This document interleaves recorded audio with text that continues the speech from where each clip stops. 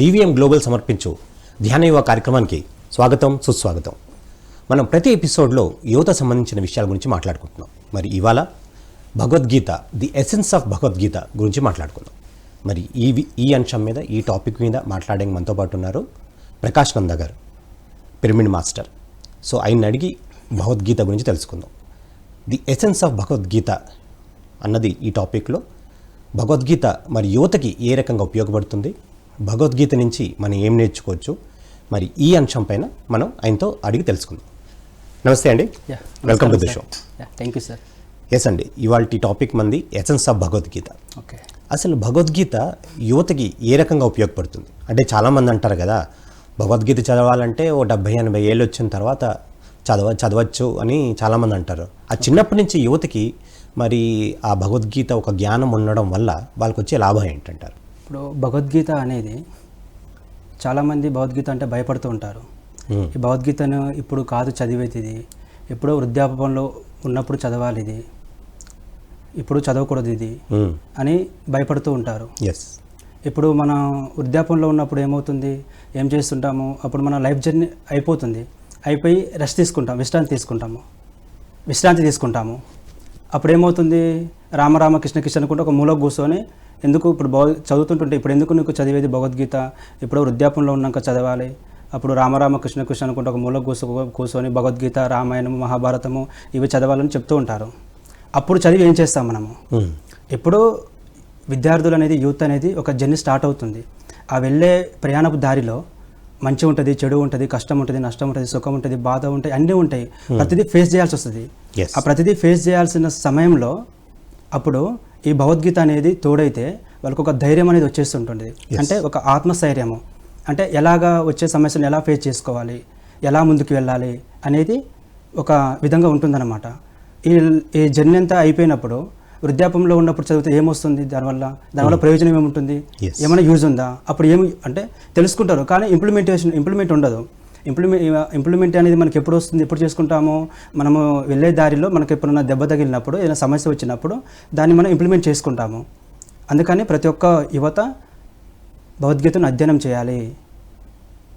Okay, yes. అంటే భగవద్గీత మరి చదవాలంటే కనుక 700 శ్లోకాలు ఉన్నాయి. ఓకే, సో దాంట్లో మరి చాలామంది యువతకి ఏంటంటే కనుక ఈ శ్లోకాలన్నీ కూడా సంస్కృతిలో ఉంటాయి. సో దీన్ని చదవాలంటే కనుక మరి ఎలాంటి ప్రిపరేషన్ చేసుకోవాలంటారు, అది కొంచెం చెప్తారా? ఓకే, ఇప్పుడు భగవద్గీత అనేది 700 శ్లోకాలు ఉన్నాయి. ఎస్. ఆ 700 శ్లోకాలలో మనకు పత్రిజీ గురువు గారు ఒక 104 శ్లోకాలను తీసి మనకు శ్రీమద్భగవద్గీత అని ఇచ్చారు. అంటే ఎందుకు ఇచ్చారు అంటే, సార్ 700 శ్లోకాలు ఒకటే ఉచ్చారణ, ఒకటే పదాలు, ఒకటే వర్డ్స్ వచ్చే ఒకటే విధంగా పదే అవి ఉచ్చారణ ఉన్నాయని మనకు సార్ ఇప్పుడు చెప్తూ ఉంటారు. పత్రిజీ సారు మనకు ఏదైతే అవసరమో అంతవరకే ఉండాలి, మనకి ఎంతైతే అవసరమో అంతవరకే వినియోగించుకోవాలి, అటు ఎక్కువ కాదు ఇటు తక్కువ కాదు, అంటే మధ్య మార్గంలో ఉండాలి, మనకు అవసరమైంది మాత్రమే మనం వినియోగించుకోవాలి, అవసరం లేనిది మనకెందుకు, అనవసరమైన వాటి కోసము మన ప్రాకులాటం ఎందుకు. అయితే ఈ భూమండలం మీదకి మనం జన్మ తీసుకుని వచ్చినా, అంటే మన నిత్య జీవితంలో ఏదైతే మనం వినియోగించుకోవాలో, ఏదైతే అవసరమో మనకు కళ్ళకు కట్టినట్టు మనకు పత్రిజీ గురువు గారు ఆ 700 శ్లోకాలలోనే ఒక 104 శ్లోకాలను మనకు వెరవేసి తీసివ్వడం జరిగింది మనకు. ఆ శ్లోకాలలో ఇప్పుడు భగవద్గీతని చాలామంది చేశారు, కానీ అందులో చాలా వరకు ఏంటంటే అర్థాలు అనేవి కొంచెం ఉన్నాయి, సరిగ్గా లేవు. ఈ పత్రిసారి ఏంటంటే అర్థాలు చాలా అద్భుతంగా, అంటే ఒక అరటిపండు అయితే ఆ తొక్క తీసి తినమని ఎలా ఇచ్చేస్తారో అంత అద్భుతంగా అర్థాలను ఇవ్వడం జరిగిందనమాట. ఓకే, చాలామంది భగవద్గీతను చదువుతారు, పారాయణం చేస్తారు, కానీ దానికి అర్థాలు తెలియాలి. అర్థం తెలియనప్పుడు దాన్ని మనం పారాయణం చేసే లాభం ఏముంటుంది? ఇప్పుడు క్లైబ్యం ఆస్మగమః పార్థ నైతత్వ ఉపపద్యతే క్షుద్రం హృదయ దౌర్బల్యం త్యక్తవోతిష్ట పరంతప అని ఇలా శ్లోకాలు ఒక 100 శ్లోకాలు చదువుకుంటూ పోయాము, కానీ దానికి అర్థం తెలియదు. అర్థం తెలియనప్పుడు మనం అలాంటప్పుడు దాన్ని పారాయణం చేసి ఏం లాభము? అందుకని ఆ శ్లోకాన్ని అధ్యయనం చేయాలి, బట్ దాంట్లో ఉన్న తాత్పర్యాన్ని, అర్థాన్ని తెలుసుకొని అప్పుడు మనము వెళ్తున్న కొద్దీ మనకు ఏం కావాలనేది మనం దాన్ని ఇంప్లిమెంట్ చేసుకుంటాము. ఎస్, అంటే ఈ భగవద్గీత శ్లోకంలో అర్థం ఒక రకంగా ఉంటుంది, విశేష అర్థం కూడా ఉంటాయి కదా. సో విశేష అర్థం అన్నది కూడా తెలుసుకోవాలనేసి అంటారా? అంటే ఇప్పుడు అన్నాద్ భవంతి భూతాని అన్న ఆ శ్లోకంలో ఇక్కడ అన్నం అంటే కనుక మనం తినే భోజనం కాదు, అంటే ఒక కృష్ణుడు, అర్జునుడు లాంటి ఒక గొప్ప వ్యక్తులు వాళ్ళు మాట్లాడేటప్పుడు ఈ అన్నం ఎంత ఉంది, టమాటా కాస్ట్ ఎంత ఉంది ఇది మాట్లాడుకోరు. అన్నం అంటే కనుక ఆ బాడీకి సంబంధించిన, అంటే బాడీ, ఆత్మ అలాంటి తత్వాల్లో మాట్లాడుకుంటారు. సో ఆ విశేష అర్థం, భగవద్గీతలో ఉన్న ఆ విశేష అర్థం గురించి ఇక్కడ చెప్తారా? ఓకే. ఎస్. ఇప్పుడు అన్నం అని అంటే ఏదో మనం ఒడ్లు పండించి ఆ బియ్యం అనేది ఉడికించింది అది కాదు అన్నం అంటే. అన్నం అంటే ఏంది, ఇక్కడ మనకు ప్రతిదీ మనకు ఏదైతే మన దగ్గర ఉందో దానిని పంచుతూ ఉండాలి మనము. ఎస్. ఇప్పుడు ఒక్కరిమే తిన్నామనుకో అది పాపపు కుడు అవుతుంది. అంటే ఇక్కడ అన్నం అంటే కనుక దాని అర్థం, విశేష అర్థం అన్నమయ కోశం అని పత్రిజీ గారు అన్నమయ కోశం అనేది ఉంటుంది. Yes. ఆ అన్నమయ కోశం అనే దాంట్ నుంచి ఇప్పుడు ఈ మనకు వస్తుందన్నమాట. ఇది అంటే చెప్పాను కదా, ఈ వడ్ల గింజ అనేది ఈ బియ్యపు గింజ దాని నుంచి ఉడికించి అది కాదు అన్నం అంటే. అన్నం అంటే ఏంటి, మన దగ్గర ఏదైతే ఉన్నదో మనం దాన్ని పంచిపెడుతూ ఉండాలి. అంటే ఒక్కరిమే తిన్నామనుకో, ఇప్పుడు సపోజ్ నేను అన్నం వండుకున్నాను, ఒక్కరిని తిన్నాను కదా, పాపపు కూడా అవుతుంది, అది పాపపు అన్నం అవుతుంది. అలా కాకుండా మన దగ్గర ఎంతవరకు అయితే మన దగ్గర ఉంటే దానిని మనము అందరికీ ఇంప్లిమెంట్ అందరికీ పంచిపెడుతూ ఉండాలి. ఒక్కరే మనం స్వాహా చేసినామనుకో, ఒక్కరిమే వండుకొని తిన్నామనుకో అది పాపపు కూడా అవుతుంది. అలా కాకుండా మన దగ్గర ఉన్న దానిని అందరికీ పంచిపెడుతూ ఉండాలి. అంటే పంచితే పెంచబడుతుంది. ఎస్. అంటే మన స్కూల్స్లో కానీ, మన ఎడ్యుకేషన్ ఇన్స్టిట్యూషన్స్లో కానీ భగవద్గీత కానీ, లేకపోతే సుమతి శతకం కానీ, చాణక్య నీతి కానీ, మరి ఇలాంటి ఇవరకు ఉండేవి. అంటే ఒక 20 years 25 years చూస్తే కనుక ఇలాంటివన్నీ ఉండేవి. ఇవన్నీ కూడా ఒక ఆధ్యాత్మిక తత్వాన్ని పెంపొందించడానికి, ఉపయోగపడడానికి, యువతకి ఉపయోగించడానికి ఉండేది. కానీ ఇప్పుడు భగవద్గీత కూడా మనం ఇంకా పెట్టడానికి ఆలోచిస్తున్నాం. అంటే ఇది ఒక మతానికి సంబంధించిన గ్రంథం అనేసి అంటున్నాం. మరి ఇలాంటి తరుణంలో మరి యువతకి ఆ ఎడ్యుకేషన్ ఇన్స్టిట్యూషన్స్లో మరి భగవద్గీత కానీ, లేకపోతే సుమతి శతకం కానీ ఇలాంటివన్నీ ఇంట్రడ్యూస్ చేస్తే మంచిదంటారా? ఓకే. ఇప్పుడు భగవద్గీత అనేది ఒక కులానికో, ఒక మతానికో, ఒక సంఘానికో సంబంధించినది కాదు. ఇది ఓకే. ఈ భూమండలం మీదకి జన్మ తీసుకుని వచ్చిన ప్రతి ఒక్క మానవుడి జీవన విధానము, నడవడిక భగవద్గీత. ఎస్. ఇప్పుడు మనకు శ్వాస ఉంది. శ్వాస అనేది అందరికీ ఉంది. శ్వాస మీద ధ్యాస అనేది. అది కులానికి ఒక శ్వాస, మతానికి ఒక శ్వాస, సంఘానికి ఒక శ్వాస లేదు కదా. అది హిందువు అయినా సరే, ముస్లిం అయినా సరే, క్రైస్తవ అయినా సరే, ప్రపంచంలో ఎవరైనా సరే ఉంది ఒకే ఒక శ్వాస. మనకు అంటే అదే శ్వాస వస్తుంది, అదే శ్వాస పోతుంది. అంటే అంటే అంటే అందరినీ ఈ ప్రకృతి అనేది అందరికీ సమానంగా చూస్తుంది, అందరికీ సమానంగా ఇచ్చింది. అంతేగాని హిందువులకు ఒక శ్వాస, లేదా క్రైస్తవులకు ఒక శ్వాస, లేదా ముస్లిమ్స్కి ఒక శ్వాస అనేది లేదు కదా ఇక్కడ. అంటే ఇక్కడ ఏంటిది, ఆ ప్రకృతిని అందరినీ సమానంగా చూస్తున్నప్పుడు, అంతా ఒకటే అని అందరికీ సమానంగా ఇచ్చినప్పుడు మనం ఎందుకు దాన్ని సమానంగా తీసుకుంటలేము? ఎందుకు అంతా ఒకటే అని ఎందుకు మనము దాన్ని జీర్ణించి తీసుకోలేకపోతున్నాము? ఇప్పుడు ఆకాశం ఉంది, ఆకాశం కింద అందరం ఉన్నాం కదా, ఈ భూమి మీద అందరం ఉన్నాం కదా. అంతేగాని ఇక్కడ ఇందులో ఇందులో హైట్లో ఉన్నారా, లేదా ముస్లిం ఇంకా తక్కువలో ఉన్నారా, లేదా క్రైస్తవులు ఇంకా తక్కువలో ఉన్నారా? లేదు కదా. అందరికి ఒకే విధంగా ఉన్నాం కదా. అందరం అదే ఆకాశం కింద ఉన్నాం కదా, అందరం అదే భూమి మీద ఉన్నాం కదా, అందరికి అదే గాలి వస్తుంది కదా. అంటే అందరికీ ఒకే విధంగా సమానంగానే ఇచ్చింది ప్రకృతి. కానీ ఇవన్నీ ఏంటిది, మనకల్లా మన మధ్యలో ఏర్పరచుకునేవన్నీ. నువ్వు ఎక్కువ, నేను తక్కువ, మంచి చెడు అని, ఈ కులం అని, మతం అని, సంఘం అని, ఇవన్నీ మధ్యలో మనకు మనం కల్పించుకునే మధ్యలో మనకు మనం కల్పించుకునేవి. అందుకని ఇప్పుడు భగవద్గీత అనేది చెప్పాను ఇంతకుముందుకు, నేను వృద్ధాపంలో ఉన్నప్పుడు కాదు చదివేది, విద్యార్థి దశలో ఉన్నప్పుడే భగవద్గీతను చదవాలి. ఇప్పుడు విద్యార్థి దశలో ఉన్నప్పుడు చదివితే ఏంటంటే భగవద్గీత అనేది మనకు చాలామంది ఎన్నెన్నో చదువులు చదువుతుంటారు. అంటే ఎన్నెన్ని పుస్తకాలు తిరిగేసినా, ఎంత పెద్ద గొప్ప గొప్ప చదువులు చదివినా కానీ ఇంకా మనం ఎందుకు ఎన్నో అగత్యాలకు, అత్యాచారాలకు, ఆత్మహత్యలకు, అవినీతులకు పాల్పడుతున్నాము? వీటన్నిటికీ అడ్డుకట్ట వేయాలంటే ముందుగా అధ్యయనం చేసి ఆచరించవలసిన గొప్ప గ్రంథము భగవద్గీత. ఇప్పుడు విద్యార్థులు ఉన్నారు, వాళ్ళ స్కూళ్ళకి వెళ్ళి ఎన్నో పుస్తకాలు చదువుతున్నారు, డిగ్రీలు చేస్తున్నారు, పీజీలు చేస్తున్నారు, పిహెచ్డీలు చేస్తున్నారు. కానీ ఎందుకు అఘాయిత్యాలు జరుగుతున్నాయి? ఎందుకు అవినీతులు జరుగుతున్నాయి? ఎందుకు ఆత్మహత్యలు జరుగుతున్నాయి? ఇవన్నీ దేనికి? అంటే డిగ్రీలు చేస్తున్నారు, పీజీలు చేస్తున్నారు, పిహెచ్డీలు చేస్తున్నారు, కానీ మరి దీన్ని ఎందుకు బ్యాలెన్స్ చేసుకోలేకపోతున్నారు? అంటే మనకు కావాల్సిన అసలైన చదువేంది? అసలైన చదువు, అసలైన విద్యనే ఆత్మవిద్య. ఇప్పుడు అది అనేది ప్రాపంచిక విద్య. అంటే అది కొంత మేర వరకే కావాలి, కానీ మొత్తానికి అది జీవితాన్ని బ్యాలెన్స్ చేయలేదు. ఇప్పుడు ఒక సమస్య వస్తుంది, ఒక సమస్య వచ్చినప్పుడు వేరే పుస్తకాలు చదువుతున్నంత మాత్రాన ఇప్పుడు హైదరాబాద్ నుండి బెంగళూరుకి పోవాలని ఒక బస్ బోర్డు కొరకు వరకే, ఉమ్, లేదా లేదా ఏదో మామూలుగా ఒక ఉద్యోగం చేయడం వరకే. కానీ జీవితాన్ని అసలైన జీవితాన్ని, అసలైన వాహనాన్ని నడపడం కోసం అనేది భగవద్గీత కావాలి. దాన్ని చదివినామంటే మనకు ఒక ఆత్మశైర్యం అనేది పెరుగుతుంది, ఒక మనోబలము, మనోశక్తి, మనోధైర్యము అనేది సునాశకంగా, అంటే మనకు వచ్చే ప్రతి సమస్యను మనం సునాశకంగా పరిష్కరించుకునే శక్తి సామర్థ్యాలు మనలో వెలువడతాయి. ఇప్పుడు భగవద్గీత అంటేనే ఆత్మ అంటేనే భగవద్గీత. ఇప్పుడు శ్రీకృష్ణ పరమాత్ముడు అర్జునుడికి దేని గురించి ఉపదేశించడం జరిగింది? ఒక ఆత్మ గురించే కదా, ఒక ఆత్మజ్ఞానం గురించే కదా. అంటే అజ్ఞాని నుండి ఆత్మజ్ఞానం వైపు అడుగులు వేయాలి, ఆత్మశాస్త్రం గురించి పూర్తిగా తెలుసుకోవాలి. మరి ఆత్మశాస్త్రం ఎందులో ఉన్నది? ఇప్పుడు అది భగవద్గీతలో ఉన్నది. అంతేగాని ఇప్పుడు మనము చాలా పుస్తకాలు చదవచ్చు, ఎన్నెన్నో పుస్తకాలు చదువుతుంటాము, కానీ నాకన్నా 4 మాటలు ఎక్కువ మాట్లాడవచ్చు, జ్ఞానం ఉండొచ్చు, కానీ ఆత్మజ్ఞానం కావాలి. ఆత్మజ్ఞానం కావాలి, ఆత్మశాస్త్రం గురించి పూర్తిగా అవగతం చేసుకోవాలంటే అది భగవద్గీతనే. వేరే పుస్తకాల్లో ఎక్కడ లేదు. వేరే పుస్తకాల్లో వేరే నేను చదవద్దంటే నేను వేరే పుస్తకాలు అవి కూడా చదవాలి, కానీ అది జ్ఞానం వస్తుంది. కానీ ఆత్మజ్ఞానం కావాలి, ఆత్మశాస్త్రం గురించి తెలుసుకోవాలి. ఆత్మతత్వము అంటే ఆత్మ నిత్యమైనది, శాశ్వతమైనది. అది ఎప్పుడు ఉంటుంది? అది గతంలో ఉంది, ప్రజెంట్లో ఉంది, భవిష్యత్తులో ఉంటుంది.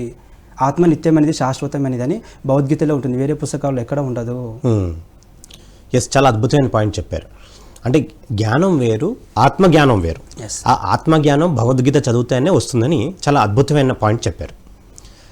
సో ఇంకా ఫర్దర్కి వెళ్తే కనుక చాలామందికి ఈ మధ్యన this is a social media ఎరా, ఫేస్బుక్ ఇవన్నీ కూడా వస్తున్నాయి.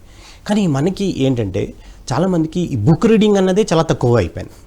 బుక్ రీడింగ్, పోనీ బుక్స్ రీడ్ చేద్దామన్నా కానీ మన క్లాస్ పుస్తకాలే చాలా ఉంటున్నాయి. పోనీ ఇంకా ఫ్రీగా కొంచెం చేద్దామంటే కనుక కొంచెం నావెల్స్ కానీ, రొమాంటిక్ నావెల్స్ కానీ, లేకపోతే మిస్టరీకి సంబంధించిన నావెల్స్ ఇవే చదువుకుంటారు తప్ప భగవద్గీత దాకా అక్కడ మన యువత వచ్చే ఆ ఒక తరుణం లేదు.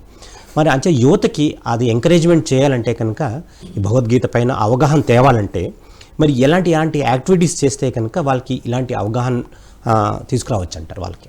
ఓకే, ఇప్పుడు భగవద్గీత అనేది వెళ్ళి ఒక్కసారి వాళ్ళకి ఇస్తే చదవలేరు వాళ్ళు. ఎస్, చాలామంది భగవద్గీత బుక్ను కొనుక్కొని 10-20 సంవత్సరాల నుంచి బీరోలో పెట్టుకున్న వాళ్ళు కూడా ఉన్నారు. ఎందుకు భగవద్గీతను అధ్యయనం చేయలేకపోతున్నారంటే ఫస్ట్ భగవద్గీత అనేది ఒక భయం అనేది ఏర్పడింది మన పూర్వీకుల నుంచి. కాంచి ఏంటంటే భగవద్గీత చదవకూడదు, అది అంటరానిది, అది ముట్టరానిది, దాన్ని లేదా స్నానం చేసి చదవాలి, లేదా దానికి పూజ పునస్కారాలు చేయాలి, లేదా దాన్ని దేవుని గదిలో పెట్టి పూజ చేయాలి, లేదా బీరులో పెట్టి తాళం వేయాలి, లేదా భగవద్గీత అనేది మరణించిన వాళ్ళ దగ్గర పక్కన పెట్టేది, లేదా ఈ జాతసహి ధ్రువో మృత్యు అనే శ్లోకం చదవాలి చనిపోయినప్పుడు. అంటే ఇలాంటిది అనేది అది అంటరానిది, ముట్టరానిది అనేది ఒక పూర్వం నుంచి దాన్ని కల్పించడం జరిగినప్పుడు దాన్ని ఎవరైనా సరే, అది విద్యార్థులు కావచ్చు, యువత కావచ్చు, ఇంకా వేరే మిడిల్ ఎవరైనా సరే, అలాంటిది ఆ అంశాన్ని మన పేరెంట్స్ కానీ, మన కుటుంబం కానీ, మన చుట్టుపక్కల వాళ్ళు ఉన్న సమాజం అనేది అలాంటి అంశాన్ని కల్పించినప్పుడు అది ఎలా చదువుతారు దాన్ని? అప్పుడు ఎలా ముందుకెళ్తారు? ఇప్పుడు మీరు నాకు చెప్పారు భగవద్గీత అనేది ఇలాగా, ఇది చదవకూడదు, ఇది అంటారా అనేది ముట్టరా అనేది, ఇది చనిపోయినప్పుడు చదివేది, ఇది చెడు అని చెప్తూ ఉంటారు. మళ్ళీ ఇది పవిత్ర గ్రంథం, దీన్ని ముట్టుకోకూడదు, ఇది ఓన్లీ దేవుని గదిలో మాత్రమే ఉండాలని చెప్పినారు.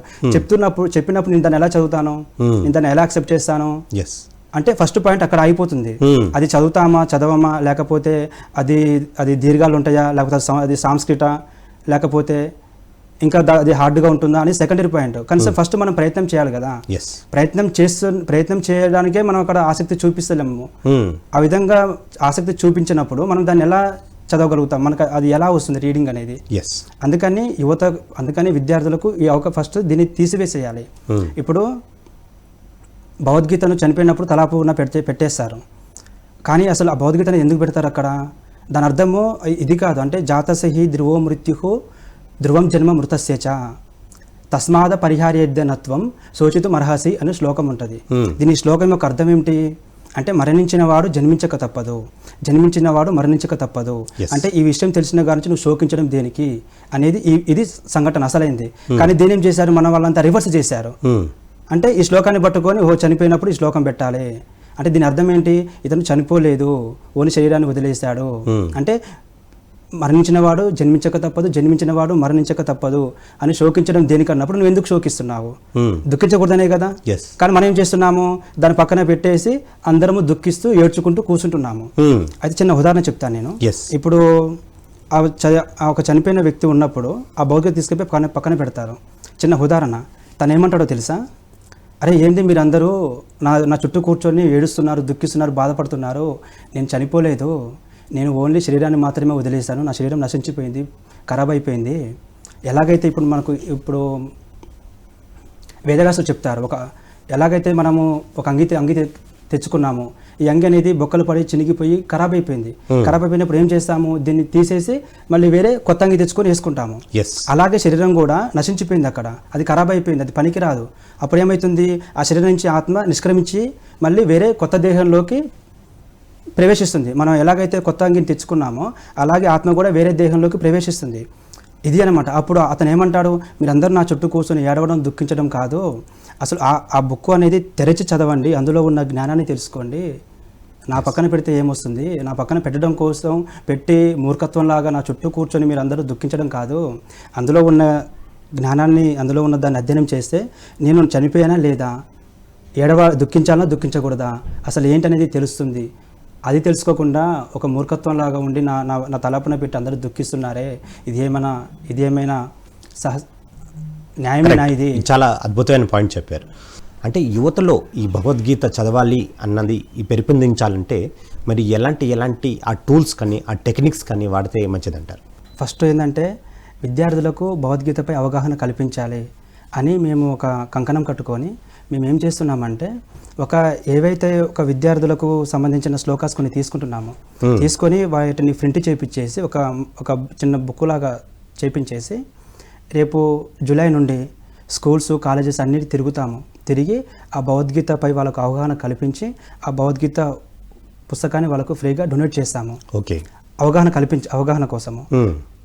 నెక్స్ట్ ఏం చేస్తున్నాము, ఇప్పుడు మనం క్లాస్ చెప్తే 1 hour అలా ఉంటుంది, 40 minutes, అది వినలేరు. అంటే టైం అంటే వినొచ్చు, కానీ కొంతమంది ఇంతసేపు ఇది ఆ టైం లేదు కదా అని అనుకుంటుంటారు, స్కిప్ అయిపోతుంటారు.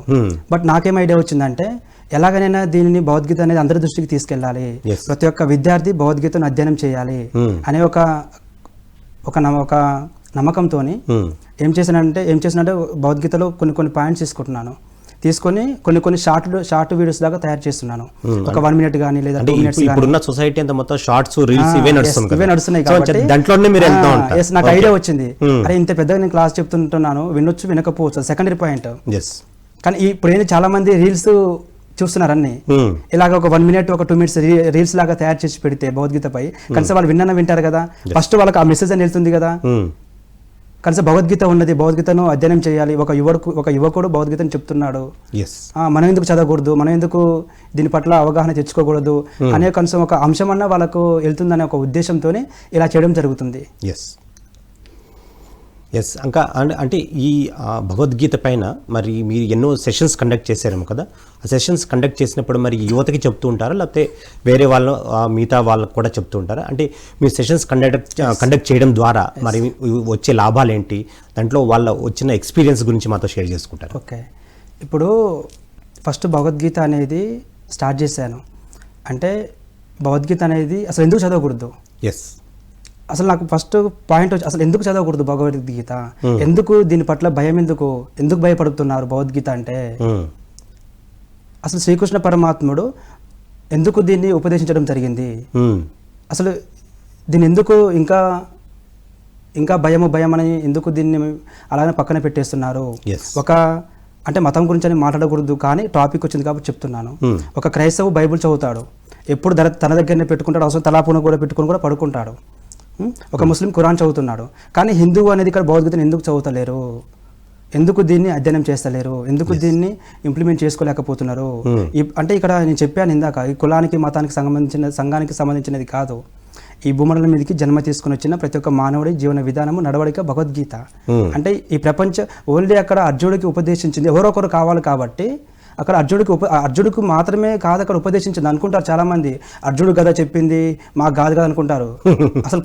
అసలు చెప్పింది ఎవరికి, ఈ ప్రపంచ మానవాళికి, ఈ సర్వ ప్రాణి కోటికి. ఇగో నాయన, నువ్వు నీ జీవితము, నీ నడవడిక, నీ విధానం ఇలాగ ఉండాలి, ఈ విధంగా కాదు, ఇలా నడుచుకో, ఇలా అలవర్చుకో, Yes. ఇలాగ ముందుకెళ్ళు, ఈ జీవన విధానం ఇలా కొనసాగించుకో అని మనం కళ్ళ కట్టినట్టు మనకు మన ముందు తీసుకొచ్చి ఇవ్వడం జరిగింది. దాన్ని కూడా చదవలేకుండా మనం పక్కకు పెట్టేస్తున్నామంటే మన అసమర్థతనం అది. ఎస్. ఇప్పుడు నేను చెప్పాను ఆత్మ అంటేనే భగవద్గీత, భగవద్గీత అంటేనే ఆత్మ అని. మరి ఆత్మ ఎక్కడ ఉన్నది? నాలోనే ఉంది కదా ఆత్మ. నాలోనూ ఉన్నది, నీలోనూ ఉన్నది, అందరిలోనూ ఉన్నది ఆత్మనే. మరి ఆత్మని, మరి ఆత్మశాస్త్రం అని మనం తెలుసుకోవాలి కదా. ఇప్పుడు ఆత్మ గురించి తెలుసుకోవాలి కదా. ఇప్పుడు ఒక ఎస్ఐ జాబ్ నేను కొట్టాలనుకున్నప్పుడు ఎస్ఐకి సంబంధించిన విషయాలు నేను చదువుతుంటాను. అవును. ఓకే, కానీ నేను ఇప్పుడు ఈ భూమండల మీదకి మనం జన్మ తీసుకుని వచ్చింది ఏమిటికి? మనం తెలుసుకోవడం కోసం, నేర్చుకోవడం కోసము, అనుభవ జ్ఞానం కోసము, ఈ ఆత్మ అభివృద్ధికై మనం వచ్చినాము. ఓన్లీ ఆత్మ అభివృద్ధికై, ఓన్లీ తెలుసుకోవడం కోసం, నేర్చుకోవడం కోసం, అనుభవమే జ్ఞానం అంటాము. కాబట్టి దేనికి అభివృద్ధి చేయాలి? నా ఎస్ఐ జాబ్ కోసం నేను అభివృద్ధి చేయాలనా, లేదా ఐఏఎస్ జాబ్ కోసం నేను అభివృద్ధి చేయాలనా, ఐపీఎస్ జాబ్ కోసం అభివృద్ధి చేయాలనా? అది కాదు అభివృద్ధి. అది తాత్కాలికమైన అభివృద్ధి. అది అసలైన అభివృద్ధి ఏంటి? ఆత్మాభివృద్ధి. ఆ ఆత్మాభివృద్ధి అనేది నేను స్థిరత్వం చేసుకోవాలి, నేను స్ట్రాంగ్నెస్ చేసుకోవాలి. కాబట్టి మనము అందుకని ఆ భగవద్గీతను మనం అధ్యయనం చేయాలి. ఎప్పుడైతే మనం భగవద్గీతను అధ్యయనం చేస్తామో అప్పుడు ఆత్మశాస్త్రం గురించి మనం తెలుసుకుంటాము. అంటే నా గురించి నేను తెలుసుకుంటాను. ఇప్పుడు ఆత్మ గురించి ఆత్మని తెలుసుకోవాలి కదా. మరి నేను ఆత్మ అయినప్పుడు మరి ఆత్మ ఎందులో ఉంది? ఆత్మశాస్త్రం ఎందులో ఉంది? భగవద్గీతలో ఉంది. కాబట్టి భగవద్గీతను నేను అధ్యయనం చేయాలి. ఇంకో విషయం ఏంటంటే చాలా మంది అంటుంటారు, భగవద్గీత చదువుతున్నారు కదా, చదివితే మాత్రం ఏం లాభము, దాన్ని ఆచరించుకోవాలి కదా, ఆచరణ చేయాలి కదా, ఆచరణలో పెట్టాలి కదా అంటారు చాలా మంది. వాళ్ళందరికీ మహానుభావులు వాళ్ళంతా. ఇప్పుడు చిన్న ఉదాహరణ చెప్తాను నేను. ఇప్పుడు సపోజ్ మీరు ఉన్నారు, మీరు నాకు ధ్యానం గురించి చెప్పారు. ప్రకాశానంద మాస్టర్ ధ్యానం అంటే ఇది, శ్వాస మీద ధ్యాస, ధ్యానం ఇలా చేస్తే ఇలా బాగుంటుంది, ఇలా అని కొన్ని నాకు చెప్పారు. చెప్పినప్పుడు నేను వినలేదు. వినప్పుడు నేను చేస్తుంటాను, ఏముంది మాస్టర్ ఇలా చెప్తుంటాడు అనుకుని వెళ్ళిపోతున్నాను. వెళ్ళిపోయినప్పుడు నా జర్నీ నేను చేసుకుంటున్నప్పుడు, నా పని నేను చేసుకుంటున్నప్పుడు కొన్ని రోజుల తర్వాత నాకు ఒక దెబ్బ తగిలింది. ఒక దెబ్బ తగిలినప్పుడు నాకేమనిపించింది? అప్పుడు అయ్యో ఆ రోజు మాస్టర్ చెప్పాడే ధ్యానం చేసి ఇలా ఉంటుంది, ఇలా ఉంటుంది, ఇలాగని. కాబట్టి ఒకసారి చేసి చూద్దాం ఏమవుతుంది.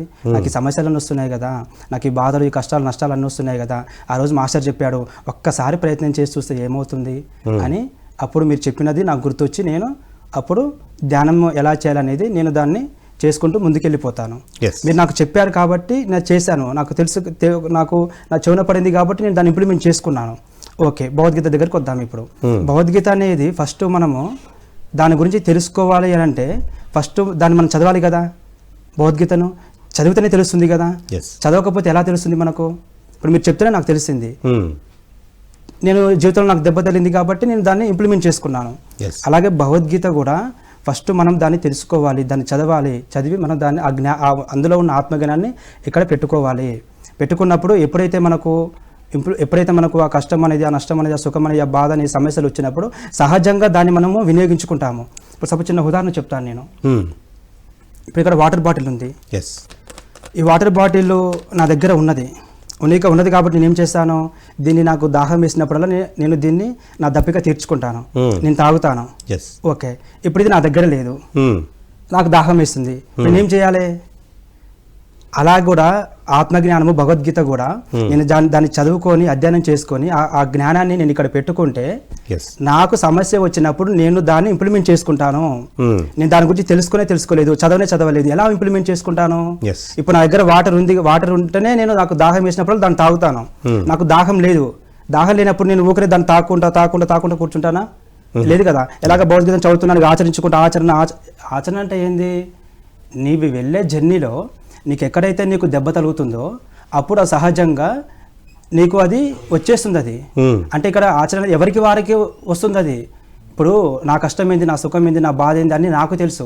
దాన్ని నేను ఎప్పుడు వినియోగించుకోవాలి, ఎప్పుడు ఇంప్లిమెంట్ చేసుకోవాలనేది నా దగ్గర ఉన్న ఆత్మజ్ఞానాన్ని, ఆ భగవద్గీత జ్ఞానాన్ని నేను తెలుసుకొని దాన్ని ఇంప్లిమెంట్ చేసుకుంటాను. అది సహజంగా వచ్చేది. ఊకనే ఆచరణ అంటే మనం దాన్ని ముందే తెలుసుకుని దాన్ని చదవని దానికి ఎలా వచ్చింది ఆచరణ?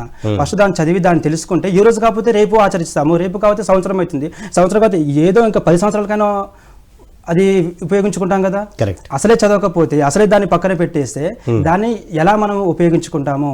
ఇది కూడా నేను చెప్పేది ఏంటంటే అందరికీ ఎవరికి ఇలా చెప్పమాకండి. నువ్వు భగవద్గీత చదువుతున్నావు అంటే ఆ భగవద్గీత చదివితే ఏం లాభము, నువ్వు ఆచరించడానికి అని వాళ్ళని అక్కడ మనం డిస్కస్ చేసినట్టు, వాళ్ళని అక్కడ తక్కువ చేసినట్టు, వాళ్ళని ఇంకా మనము పక్కదారి తప్పిస్తున్నట్టు. ఫస్ట్ చదవండి, తెలుసుకోండి. ఫస్ట్ పాయింట్ అది. సెకండరీ పాయింట్ తర్వాత విషయం అది. ఆచరిస్తారా ఆచరించారా అనేది అది మీ లైఫ్ డిసిజన్ లో ఉంటుంది. అది మీరు ముందుకు వెళ్ళే ప్రణాళికను బట్టి అది ఉంటుంది. మీకు ఆ సమస్యను వచ్చినప్పుడు మీకు ఉంటుంది. ఇంకా మీరు ఇంతకుముందు చెప్పారు నాకు అప్పుడు దెబ్బ తగిలినప్పుడు నాకు గుర్తొచ్చింది అని ధ్యానం గురించి అని. నాకు కూడా దెబ్బ తగిలినప్పుడు అయ్యో భగవద్గీతలో ఇలా ఉంది కదా, నేనే చదివాను కదా, నేను తెలుసుకున్నాను కదా, నేను దాన్ని ఎందుకు ఇప్పుడు ఇంప్లిమెంట్ చేసుకోకూడదు, నేను ఇప్పుడు ఎందుకు నేను దాని ఆచరణలో పెట్టకూడదు అనే థాట్స్ సహజంగా వచ్చేస్తుంది అనమాట. అది ఆచరణ అంటే. ఎస్, అంటే చాలామంది మహాత్మా గాంధీ గారు కానీ, నెహ్రూ గారు కానీ, లాల్ బహదూర్ శాస్త్రి గారు కానీ వీళ్ళందరూ కూడా భగవద్గీత చదివేవారట. అంటే ఫ్రీడమ్ స్ట్రగుల్లో ఉన్నప్పుడు, మన దేశ స్వాతంత్రం తేయడం కోసమని వీళ్ళందరూ సమస్యల్లో ఉన్నప్పుడు అప్పుడు భగవద్గీత తిరిగేస్తే కనుక ఫస్ట్ వాళ్ళకి ప్రశాంతత లభించేట. తర్వాత మనం నెక్స్ట్ ప్రణాళిక ఏం చేయాలి అన్నది వాళ్ళు ఆలోచించేవారట. సో అంటే భగవద్గీత చదవడం అన్నది చాలా ఆది కాలం నుంచి వస్తున్న ఒక పద్ధతి అని చెప్పచ్చు. ఓకే. సో అంచేత ఇప్పుడు భగవద్గీతలో చాలా మటుకు శ్లోకాలు ఉన్నాయి. అంటే ఎక్కువ ఫేమస్ శ్లోకం ఏంటంటే యదా యదా హి ధర్మస్య గ్లానిర్భవతి భారత అభ్యుత్థానం అధర్మస్య తదాత్మానం సృజామ్యహం. సో ఇలా ఉంది. సో దీంట్లో ధర్మం గురించి చెప్తున్నారు. అసలు ఈ ధర్మం అంటే ఏంటి, అధర్మం అంటే ఏంటి, మరి ఇవాల్టి సమాజంలో ధర్మాల్లో అంటే ఏంటి, ధర్మ కాని ఏంటి అని చెప్తారు మాకు. ఓకే. మనకు ఇప్పుడు యదా యదా హి ధర్మస్య అని ఉంటుంది గీతలో. యదా యదా హి ధర్మస్య గ్లానిర్భవతి భారత అంటే ఏంటంటే ఈ శ్లోకం మాకు అర్థము. ఇప్పుడు ఎప్పుడైతే సత్యం అనేది అసత్యం వైపు వెళ్తున్నదో, ఎప్పుడైతే ధర్మం అనేది అధర్మం వైపు వెళ్తున్నదో, ఈ అవినీతి అక్రమాలు ఇవన్నీ ఎప్పుడైతే ముంచుకొస్తున్నాయో అలాంటప్పుడు గొప్ప గొప్ప యోగీశ్వరులు జన్మ తీసుకొని వస్తారు. వాళ్ళు జన్మ తీసుకొని వచ్చి ఈ అసత్యం నుంచి ప్రయాణం చేసిన దాన్ని సత్యం వైపు ప్రయాణం చేపిస్తారు. ఈ అధర్మము వైపు ప్రయాణం చేస్తున్న దాన్ని ధర్మం వైపు ప్రయాణం చేపిస్తారు. అలాంటప్పుడు అలా ఒక్కొక్క యుగంలో ఒక్కొక్కరు వచ్చారనమాట ఈ ధర్మాన్ని సత్యాన్ని కాపాడడం కోసము. ఒకప్పుడు మనకు రాముడు వచ్చాడు, ఒకసారి కృష్ణుడు వచ్చాడు, వీళ్ళంతా వేదవ్యాసులు కానీ. ఇప్పుడు ఎవరు వచ్చారు? ఇప్పుడు పత్రిజీ వచ్చారు. అంటే ఎప్పుడైతే ఈ సత్యాన్ని ధర్మాన్ని కాపాడడం కోసం రక్షించడం కోసము ఎవరో ఒకరు మహానుభావులు వాళ్ళు యోగేశ్వరులు జన్మ తీసుకొని వస్తారు. అంటే ఇక్కడ వాళ్ళు చేయవలసింది, వాళ్ళు పొందవలసింది ఏమీ లేదు. వాళ్ళు కారణజన్ములు. వాళ్ళు చేయాల్సినంత చేశారు, పొందవలసినంత పొందారు. కానీ మనము దారి తప్పి ప్రయాణం చేస్తున్న మనల్ని ఇక ముంచుకొస్తున్నది, ఇక ఆఖరి దశల్లో ఉంది అనుకున్నప్పుడు వాళ్ళు వచ్చి మనల్ని ఆ దారి తప్పిన మనల్ని దారిలోకి తీసుకొచ్చి అక్కడ సెట్ చేసేసి వెళ్ళిపోతారు. ఇది ధర్మం అనేది రక్షణ కోసం వస్తుంది. అంటే ధర్మో రక్షతి రక్షిత అంటే మనల్ని కొంచెం పాటైనా ధర్మాన్ని రక్షిస్తే అది మనల్ని రక్షిస్తుంది. చాలా అద్భుతంగా చెప్పారు. సో మీరు భగవద్గీతతో పాటు వేమన శతకం కూడా చెప్తూ ఉంటారని మీరు చెప్పడం జరిగింది కదా. వేమన శతకం నుంచి కూడా కొన్ని పద్యాలు చెప్తారా? ఎస్. ఓకే. వేమన. ఇప్పుడు భగవద్గీత అనేది వేమన అనేది అంటే రెండు ఆత్మశాస్త్రం గురించే ఉంటాయి. ఇప్పుడు వేమన అనేది వేమన అనేది ఏమనుకుంటారు చాలామంది, ఏదో టైంపాస్ కోసం పాడేది, సరదా కోసం పాడేది, ఏ ముందులో ఉప్పు కప్పు రంపు నొక్క పోలిక నుండు ఏదో జాలి కోసం పాడుకునేది అని అంతవరకే తెలుసు అందరికీ. కానీ ఇది ఆత్మ వెన్నెల. ఇది భగవద్గీత కూడా ఉన్నది ఆత్మశాస్త్రమే. మనకు వేమన ఏదో సరదా కోసము అనేదో టైంపాస్ కోసము వేమన పద్యాలు ఇక్కడ పాడింది కాదు, ఇక్కడ ఇచ్చింది కాదు. ఇది కూడా అంతే. అంటే ఎలాగైతే మానవుడు ఏ విధంగా నడుచుకోవాలి, ఏ విధంగా ఉండాలి, ఏ విధంగా అన్నీ తెలుసుకోవాలి, ఎలా నడవడిక ఉండాలి, ఎలా జీవన విధానం అనేది ఇంకా క్షుణ్ణంగా మనకు భగవద్గీత కన్నా ఇంకా క్షుణ్ణంగా ఇది అర్థమవుతుంది. దీని పట్ల ఇంకా అవగాహన ఉంటుంది మనకు. ఈ ఎందుకు ఈ వేమనను స్టార్ట్ చేయడం జరిగిందంటే అడవిగాంచిన ఆత్మ వెన్నెలను అడవులలోకే పరిమితమైపోకూడదు. ఆ ఆత్మ వెన్నెలను ఈ ప్రపంచానికి పరిచయం చేయాలి, అందరికీ తీసుకొచ్చి ఆత్మ వెన్నెలను అందరికీ అందించాలి అనే ఒక సంకల్పంతోనే వేమనను స్టార్ట్ చేయడం జరిగింది, వేమన పద్యాలను. అదేవిధంగా పిరమిడ్ స్పిరిచువల్ సొసైటీ మూవ్మెంట్కి వేమన ఒక ఆదర్శమూర్తి. పిరమిడ్ స్పిరిచువల్ సొసైటీ మూవ్మెంట్స్కి వేమన ఒక సొంత గూటి పక్షి. ప్రతి ఒక్క పిరమిడ్ ధ్యానం ఒక వేమన కావాలని బ్రహ్మర్షి పత్రిజీ గారు చెప్పారు. బ్రహ్మర్షి పత్రిజీ గారే కొన్ని కొన్ని వేమన పద్యాలను తీసి ఆయన మనకి ఇప్పుడు భగవద్గీత అయితే ఎలాగైతే 700 శ్లోకాల నుంచి తీసి మనకి ఇచ్చాడు 104 శ్లోకాలను, అదేవిధంగా ధ్యాన వేమన అనే పుస్తకాన్ని 27 పద్యాలను మనకు అందించడం జరిగింది పత్రిజీ గారు. అందుకని ఈ వేమన పద్యాలు అనేది చెప్పడం జరిగిందనమాట. ఇందులో నేను ఒక 2-3 చెప్తాను. ఆలు బిడ్డలనోచో ఆలు బిడ్డలనోచో అతి మోహమునానున్న ఆలు బిడ్డలనోచో అతి మోహముననున్న ధనము మీద భాంచ తగిలి ఉన్న నట్టి నరులకెల్లా నవని ముక్తియే లేదు. విశ్వదాభిరామ వినురావేమ అంటే ఆలు బిడ్డలనుచు అతిమోహముననున్నా ధనము మీద వాంచ తగిలియున్నా నట్టి నరులకెల్లా నవని ముక్తియే లేదు. విశ్వదాభిరామ వినురవేమ అంటే ఇక్కడ ఏంటంటే మనము ఆలు బిడ్డలనుచు అంటే అతిమోహమున అంటే భార్య, భర్త, పిల్లలు, డబ్బు, సంపద, ఐశ్వర్యము, ఆస్తి ఇవన్నీ ఏంటి అతిగా కోరుకుంటాం మనము. అంటే భార్య లేకపోతే నేను లేను, భర్త లేకపోతే నేను లేను, పిల్లలు లేకపోతే నేను లేను, డబ్బు లేకపోతే నేను లేను, ఐశ్వర్యము, సంపద, ఆస్తి లేకపోతే నేను లేను, అవి నాకు అంటే అతి అంటే ఏంది అత్యాశ ఉంటుంది అనమాట. అత్యాశ అనేది ఏంది? అతి అనేది దుఃఖానికి దారి తీస్తుంది. ఇంకేమనుకుంటాము, పలానా వారు లేకపోతే ఇక నేను లేను, వాళ్ళే నా సర్వస్వము, వాళ్ళే నా ప్రాణము, వాళ్ళే నా జీవితము, ఇక వాళ్ళు లేరు కాబట్టి నేను కూడా లేను, వాళ్ళు పోయారు కాబట్టి నేను కూడా పోతాను, వాళ్ళు నాకు దక్కలేదు కాబట్టి ఇక నా లైఫ్ అయిపోయింది, నా జీవితం అయిపోయింది అని ఇక్కడ అతి అనేది ఉండకూడదు. అంటే అటు ఎక్కువ కాకుండా తక్కువ కాకుండా మధ్య మార్గంలో ఉండాలి. మనకి ఎంతైతే అవసరమో అంతే తీసుకోవాలి, ఎంతైతే అవసరమో అంతే వినియోగించుకోవాలి. అతి అనేది ఇప్పుడు ధనము ఉంది, ధనం అనేది నాకే అన్ని కోట్లు కావాలి, నాకే అంత కావాలి అని అత్యాశ కోసం డబ్బు కోసం పరిగెడుతూ ఉంటారు. అప్పుడు ఏమవుతుంది, అది దక్కనప్పుడు దుఃఖం అనేది కలుగుతుంది. కాబట్టి అత్యాశను అతిని తీసేసి ఎంతవరకు అయితే మనకు అవసరమో అంతవరకే తీసుకోవాలి అని ఇక్కడ వేమన చెప్పడం జరుగుతుంది. వేమన గురించి ఎంతో అద్భుతంగా మీరు పాడారు. ఖచ్చితంగా మనం ఒక సపరేట్ ఎపిసోడ్ వేమన శతకం పైన మనం తీసుకుందాం. సో ఫైనల్గా మన భగవద్గీత ఒక ఎసెన్స్ గురించి మనం ఈ టాపిక్లో మనం ఇవాళ సెషన్లో మనం మాట్లాడుకుంటున్నాం కదా. సో ఫైనల్గా యువత కోసం మీరు ఇచ్చే మెసేజ్ ఏంటి భగవద్గీత పైన? ఓకే, భగవద్గీత పైన ఒక శ్లోకం ఉంటుంది యువత కోసం. నాకు చాలా ఇష్టమైన శ్లోకం అది. చెప్పండి. ఎందుకంటే విద్యార్థులు ఇప్పుడు చాలామంది సూసైడ్ అటెంప్ట్ చేసుకుంటున్నారు.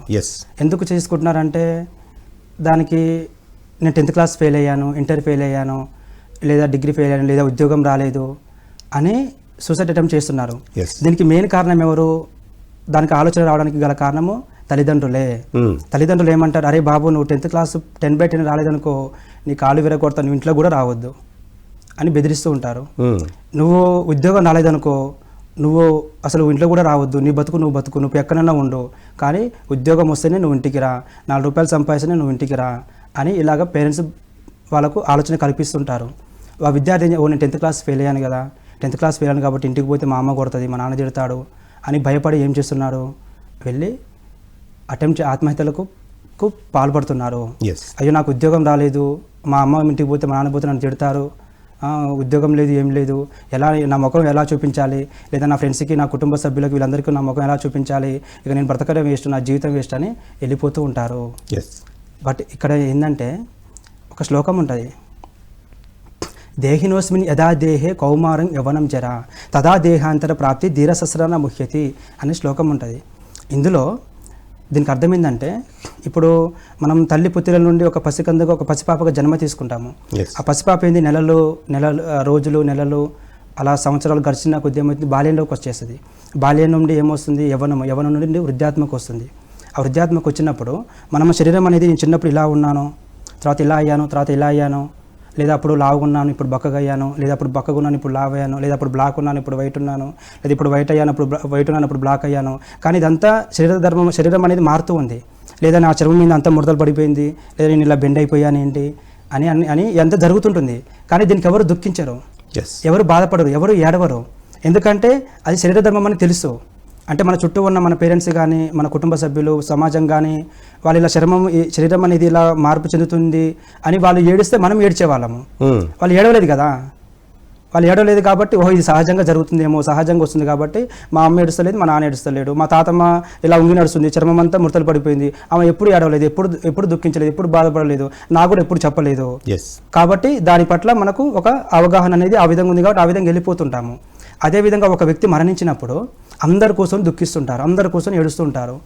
మనకేమనిపిస్తుంది అప్పుడు, ఓహో చనిపోతే ఏడవాలనా, మా అమ్మ ఏడుస్తుంది, మా నాన్న ఏడుస్తున్నారు, కుటుంబ సభ్యులందరూ ఏడుస్తున్నారు, ఓహో చనిపోతే ఏడవాలనా అని ఆలోచన కలిగి తర్వాత ఎవరైనా చనిపోతే పెళ్ళి మనం కూడా ఏడుస్తాము. అంటే ఆత్మధర్మం తెలియదు, వాళ్ళ శరీర ధర్మం ఒక్కటే తెలుసు. ఈ ఆత్మధర్మం అనేది ఏంటిది? ఆత్మ నిత్యమైనది, శాశ్వతమైనది, అది ఎప్పుడూ ఉంటుంది, అది గతంలో ఉంది, ప్రజెంట్లో ఉంది, భవిష్యత్తులో కూడా ఉంటుంది. ఓన్లీ శరీరాన్ని మాత్రమే వదిలేసాము అనేది అక్కడ ఉంది కాబట్టి అది వాళ్ళకి తెలియదు. కాబట్టి మనకు తెలుసుకున్నాం ఇది. ఈ శ్లోకం ద్వారా ఈ ఆత్మ అనేది తెలుసుకున్నప్పుడు ఇక నేను చనిపోతలేను, ఈ శరీరం మాత్రమే వదిలేస్తున్నాను, ఆత్మ ఎప్పుడు ఉంటుందని తెలుసుకున్నప్పుడు ఎవరైనా అగత్యాలు చేసుకుంటారా, ఎవరైనా ఆత్మహత్యలకు పాల్పడతారా? పడరు కదా. అందుకనే ఈ శ్లోకాన్ని ప్రతి ఒక్క విద్యార్థికి అందించాలి. అందిస్తే సమస్యలు అనేవి ఇప్పుడు సమస్యలు అనేవి ఒక నీటిలో వచ్చే బుడగలు లాంటివి, అవి వస్తూ ఉంటాయి, పోతూ ఉంటాయి. అక్కడ ఆ నీరు శాశ్వతము, ఇక్కడ ఆత్మ శాశ్వతము. సమస్యలు అనేది ఏముంటుంది, ఇవాళ ఉంటుంది, రేపు పోతుంది. కానీ అదే ఆ క్షణికావేశంలో ఆరాటపడి ఆ క్షణికావేశం నిర్ణయం తీసుకొని చనిపోయామనుకో, అంటే శరీరాన్ని వదిలేసామనుకో, అప్పుడు ఆత్మ బయటకు నిష్క్రమించి వచ్చేస్తుంది. మనకు జాయింట్ ఉన్న వెనితిగ అనేది కట్ అయిపోతుంది. అప్పుడు అయ్యో నేను భూమండలం మీదకి నేను చేయాల్సిన పని నేను చేయలేకపోయాను, నేను మా కుటుంబ సభ్యుల్ని అందరినీ నేను వదిలేసి వచ్చేసాను అని ఆత్మ ఇంకా ఎక్కువ క్షోభిస్తుంది. ఉన్న సమస్య ఇవ్వాలి కాబట్టి రేపు పోతుంది, కానీ అసలైన సమస్యను మనమే కొని తెచ్చుకుంటున్నాము, అప్పుడు ఇంకా ఆత్మ క్షోభిస్తుంది. కాబట్టి ఈ విషయాన్ని అందరూ తెలుసుకుంటే ఎవరు సూసైడ్ అటెంప్ట్ చేయరు. ఎంతో అద్భుతంగా చెప్పారు మీరు. అంటే ప్రతి ఒక్కరు కూడా ఈ భగవద్గీత జ్ఞానం ఉంటే కనుక వాళ్ళ జీవితాన్ని ఉద్ధరించుకోవడానికి ఎంతో ఉపయోగపడుతుందనేసి ఎంతో అద్భుతంగా చెప్పారు. అలా యువతకి కనుక చిన్నప్పటి నుంచే ఈ భగవద్గీత జ్ఞానం ఉంటే కనుక వాళ్ళు ఒక చేసే పనుల్లో వాళ్ళకి చదువుకునే దాంట్లో స్ట్రెస్ లెవెల్స్ తగ్గుతాయి. అలాగే ఆత్మహత్యకి పాల్పడడానికి వాళ్ళు వెళ్ళకుండా ఈ సమస్యను ఎలా ఎదుర్కోవాలని ఆ దృష్టికోణంలో ఆలోచిస్తారని చాలా అద్భుతమైన పాయింట్ రైజ్ చేశారు. మరి భగవద్గీత పైన ఇవాళ మీరు ఇచ్చిన సెషన్ ఎంతో అద్భుతంగా ఉంది. ఇంత జ్ఞానం ఇచ్చినందుకు మీకు ఎంతో కృతజ్ఞతలు. Thank you sir. Thank you very much. So ఇదండి ఇవాల్టి DVM గ్లోబల్ సమర్పించే ధ్యాన యువ కార్యక్రమం ఎపిసోడ్. సో దీంట్లో మరి భగవద్గీత గురించి ఎంతో అద్భుతంగా చెప్పడం జరిగింది. భగవద్గీత అన్నది మనం ప్రతిరోజు మన దినచర్యల్లో అట్టపెట్టుకుని దాన్ని వచ్చి కనీసం ఒక శ్లోకైనా చదువుకోవాలి. అలాగే యువతకి మరి ఎంతో అద్భుతంగా ఇది మనం అందించగలిగితే కనుక వాళ్ళ జీవితాన్ని మెరుగుపరిచిన వాళ్ళం అవుతాం. అలాగే ఇన్స్టిట్యూషన్స్లోను కాలేజెస్లో కూడా దీన్ని కనుక మనం ఇంట్రడ్యూస్ చేస్తే కనుక వాళ్ళ జీవితంలో అభివృద్ధి చెందడానికి, వాళ్ళ లక్ష్యం వైపు వెళ్ళడానికి, తర్వాత వాళ్ళ సమస్యని ఎదుర్కోవడానికి ఎంతో ఉపయోగపడుతుందని మరి ప్రకాష్ గారు చెప్పడం జరిగింది. సో ఇదండి ఇవాల్టి ధ్యాన యువ ఎపిసోడ్. ఇంకొక ఎపిసోడ్లో మళ్ళీ కలుసుకుందాం. అంతవరకు సెలవు.